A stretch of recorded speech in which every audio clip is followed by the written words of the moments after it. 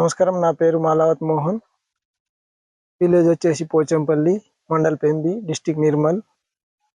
ఈరోజు ఇక్కడ మా అన్నగారు వేసిన పత్తి క్రాప్ లో చూడడానికి వచ్చినాం. టెర్రా కంపెనీ వారి జల్దీ అనే వెరైటీ చాలా బాగుంది. ఒక్కొక్క చెట్టుకు వచ్చేసి 8 నుంచి 9, 10, 15 బ్రాంచెస్ వరకు ఉన్నాయి.